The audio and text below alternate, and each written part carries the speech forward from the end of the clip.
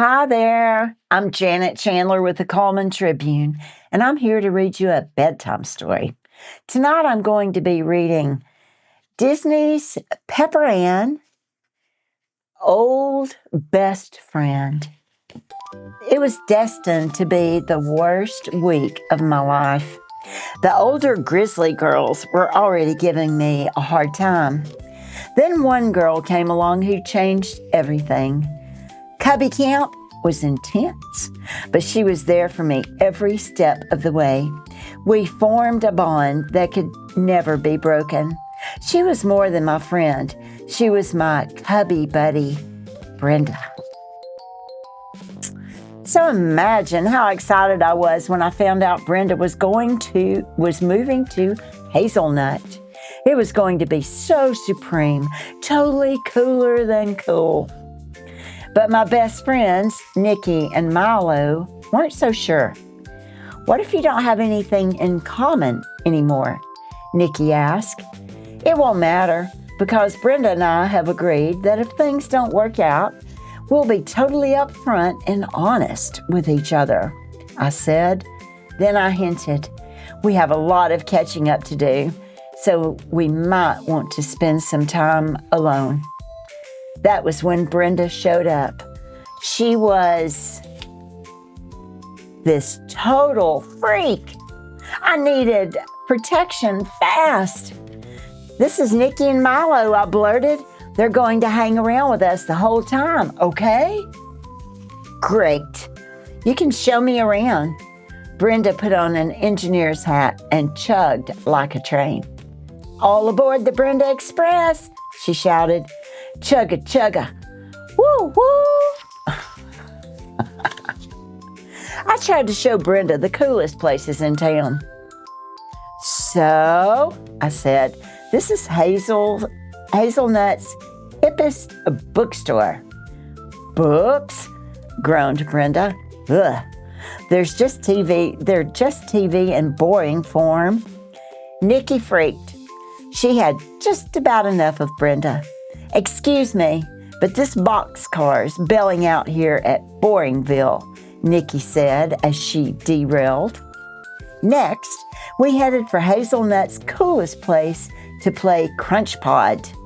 Video games? Brenda whined. Gee, I think I know how to waste my time for free, thanks. Milo stopped chugging. Later, Cubby Ann, he said. This caboose is cutting loose. How could they leave me alone with her? I thought they were my friends. I tried to be friends with Brenda. Really, I did. But she wanted to do one totally uncool thing after another. She wouldn't even go to the greasy and cheesy because pizza wasn't on her diet. My head was spinning. Did I used to be this much of a freak? Or had Brenda changed? And how was I ever going to get away from her? Well, this little engine better get home, I finally said. But Brenda tried to railroad me into dinner at her house.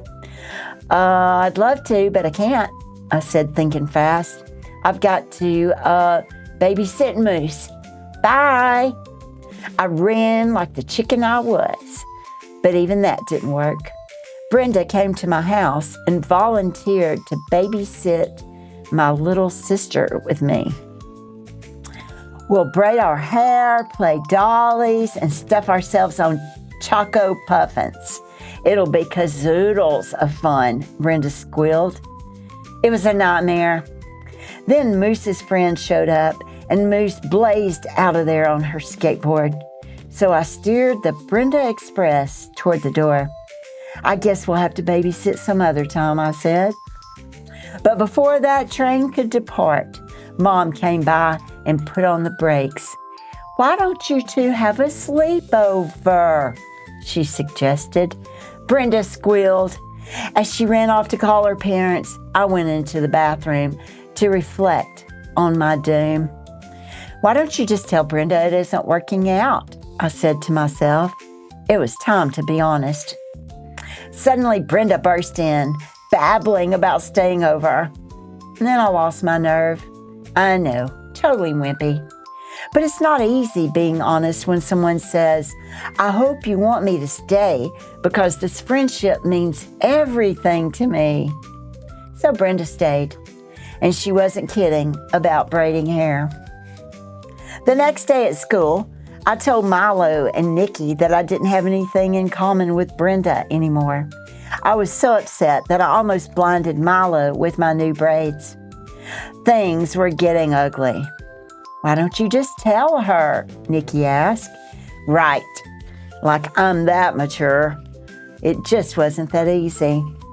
Just then, Brenda came running up with her baton. She flipped it in the air and smacked Milo in the other eye. Poor Milo was really hurting. Nikki took him to the school nurse. That left me alone with her. There was no escape. It was like I'd entered the Brenda zone. Everywhere I looked, there she was. It was horrible. My life had turned into a Brenda nightmare. The Brenda Show. One day in class, Mr. Carter heard Brenda talking and gave me detention. Oh well, at least I'd have an hour away from my hubby buddy. May I have detention too? Brenda asked. Then she threw a paper airplane at Mr. Carter. We'll suffer together, she assured me, like I wasn't suffering already. The only thing to do was go into hiding. I said goodbye to Milo and Nikki. I have to hide, I explained to them. If I don't, I'll never be alone. I can't tell you where I'm going. It'll only put you in danger. I'm going to miss you guys.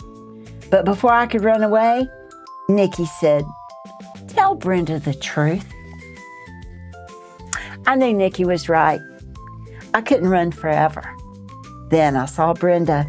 We both started talking at the same time. I took a deep breath. This wasn't going to be easy. Okay, Brenda interrupted. No, me first. I have to be honest with you, Pepper Ann. We just don't have anything in common anymore. I couldn't believe my ears. Brenda patted my head. Don't feel bad. I've grown and you've changed. I've made new best friends. I hope you understand. Then Brenda dumped me for the twins, Tessa and Vanessa. I was totally confused. How could she do that to me? Me, her best friend and cubby buddy.